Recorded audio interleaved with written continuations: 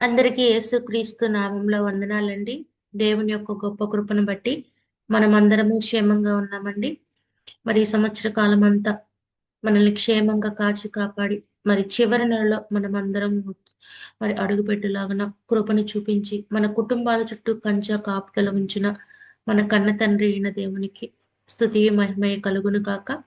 ప్రియమైన దేవుని పిల్లారా, ప్రార్థన చేసుకొని ఈరోజు వాక్యాన్ని ప్రారంభించుకుందామండి. పరిశుద్ధుడా, ప్రేమ నమ్మకము కలిగిన మా ప్రియ పరలోకపు తండ్రి, నీ ఘనమైన నామానికి వేల కొలది వందనాలు, స్తుతులు, స్తోత్రములు తండ్రి. ఎన్నో మేలులు, ఎన్నో ఉపకారాలు మా జీవితంలో జరిగించావు తండ్రి. ఆరోగ్యం నిచ్చావు తండ్రి, క్షేమాన్ని ఇచ్చినావు తండ్రి.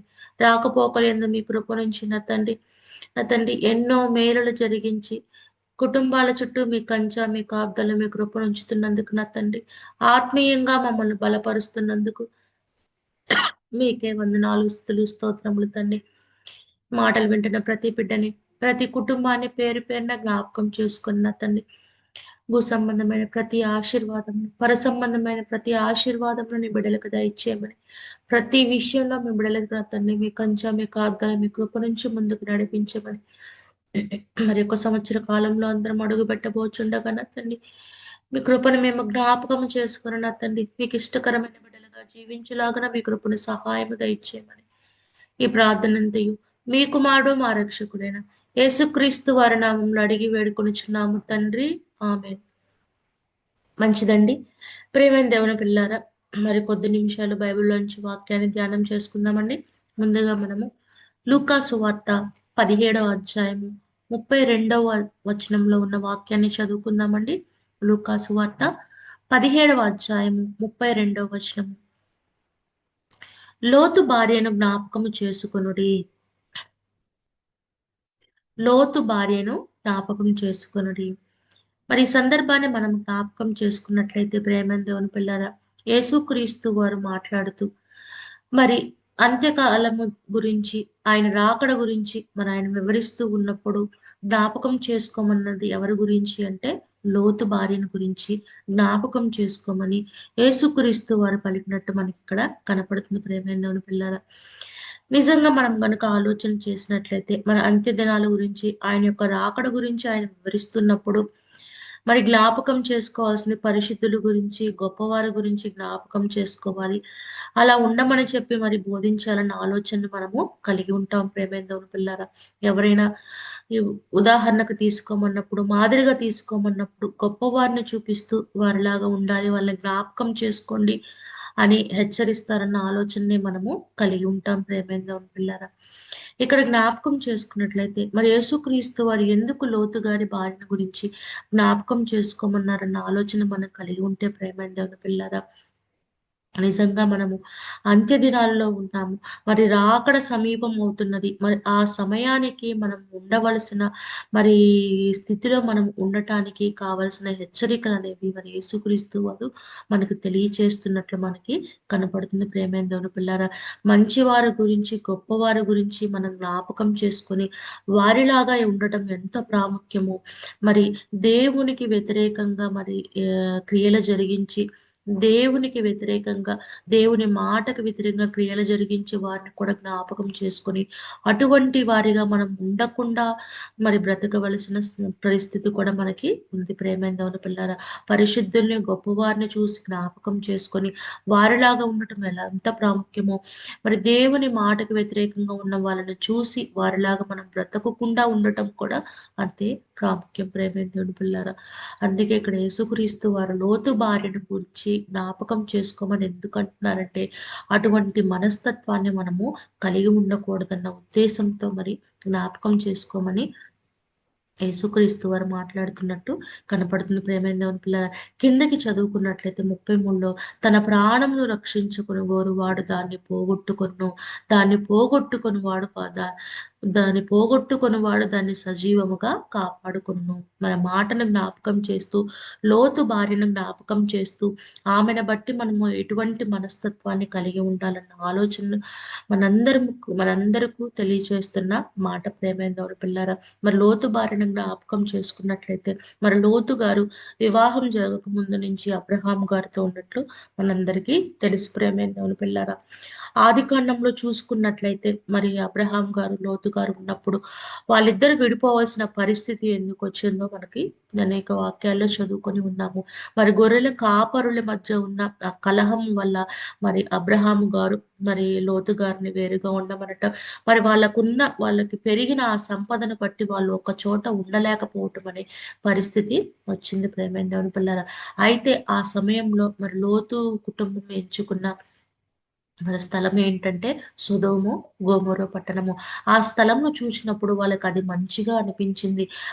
పాలు, తేనెలు ప్రవహించే దేశంలా గొప్పగా అన్నీ సమృద్ధిగా కలిగిన పట్టణంలాగా ఆ పట్టణం వాళ్ళకు కనిపించి, వాళ్ళు సొదొమ, గొమొర్రాలో ఉండటానికి మరి నిర్ణయించుకున్నట్లు మనకి కనపడుతుంది ప్రియమైన పిల్లరా. అయితే జ్ఞాపకం చేసుకున్నట్లయితే అందులో ఉన్న వాళ్ళ యొక్క జీవితంలో అంతా పాపముతో నిండి ఉన్నవని మనకి తర్వాత వాక్యాలను బట్టి మనకి అర్థమవుతుంది ప్రియమైన దేవుని పిల్లారా. వాళ్ళు దూరం నుంచి ఆ పట్టణం ఎంతో గొప్పగా ఉన్నదని చెప్పి వాళ్ళు నిశ్చయించుకొని అక్కడ ఉండటానికి మరి ఇష్టపడినప్పుడు, మరి ఆ పట్టణం యొక్క పరిస్థితి అనేది ఆ పట్టణంలో ఉన్న వాళ్ళంతా ఎంత పాపంలో మునిగిపోయారన్నది మనకు వాక్యం ద్వారా అర్థమవుతుంది ప్రియమైన దేవుని పిల్లారా. అటువంటి స్థలాన్ని ఎంచుకొని వాళ్ళు అక్కడ ఉండటం అనేది మనకు కనపడుతుంది ప్రియమైన దేవుని పిల్లారా. తరువాత కూడా మరి అబ్రహాము గారి యొక్క సహవాసంతో మనం ఎక్కువగా ఉండనట్లుగా మరి ఆ సొదొమ, గొమొర్రా పట్టణము వాళ్ళతోనే మరి బ్రతుకుతున్నట్లుగా మనకి కనపడుతుంది ప్రియమైన దేవుని పిల్లారా. మరి సొదొమ, గొమొర్రా పట్టణంలో ఉన్న ప్రజల యొక్క పాపము అనేది పెరిగిపోయినప్పుడు ఆ పట్టణాన్ని నాశనం చేయాలని చెప్పిన ఆలోచన దేవుడు కలిగినప్పుడు మరి లోతుని అతని కుటుంబాన్ని మరి అక్కడి నుంచి మరి బయటకు వెళ్ళమని చెప్పి ఆజ్ఞ ఇచ్చినప్పుడు మరి లోతు భార్యను మనం జ్ఞాపకం చేసుకున్నట్లయితే ఆమె ఆ పట్టణాన్ని విడిచిపెట్టి రావటానికి ఇష్టపడినట్లు మనకి కనపడట్లేదు ప్రేమైన దేవుని పిల్లారా. తన యొక్క ఇంటిని తన కలిగి ఉన్న సమస్తములను మరి ఆమె విడిచిపెట్టి రావటానికి ఇష్టపడలేదు.